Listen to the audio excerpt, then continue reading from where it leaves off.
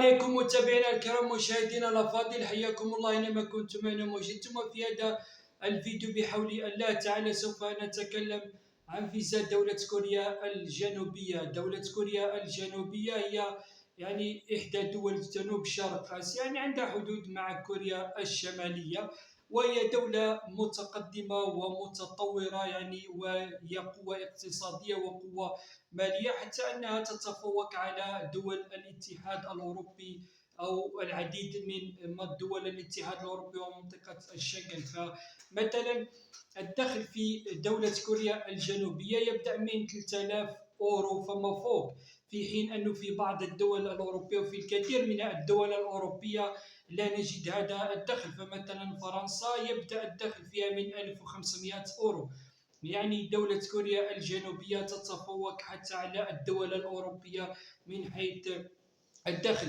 كذلك فيما يتعلق العمل، فالعمل متوفر وموجود بكثرة في دولة كوريا الجنوبية، حتى أنها أفضل في سوق الشغل والعمل من الدول الأوروبية.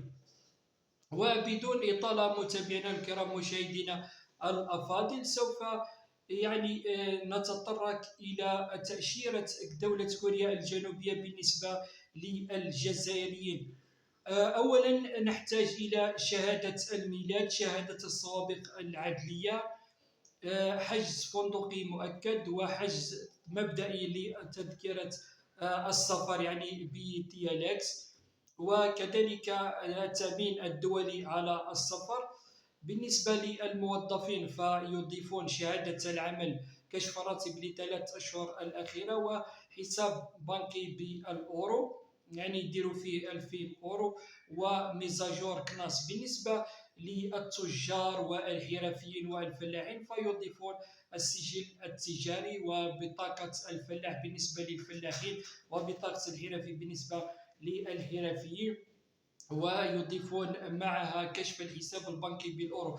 بالنسبة للتجار والحرفيين والفلاحين لا يحتاجون إلى كشف الضرائب أو شهادة الصفة، وكذلك لا يحتاجون إلى ميزاجور كاسنوس. وهذه نقطة مليحة وجيدة فيما يتعلق بفيزا دولة كوريا الجنوبية بالنسبة للتجار والفلاحين والحرفيين. كل هذه الوثائق متابعينا الكرام مشاهدينا الأفاضل يتم ترجمتها إلى اللغة الإنجليزية، ويتم التقديم على مستوى سفارة دولة كوريا الجنوبية بالجزائر العاصمة. الدفع يكون يوم من الاثنين، يكون الدفع يوم الأحد، الثلاثاء والخميس. لو كان تروحوا في باقي الأيام ما راح يستقبلوكم.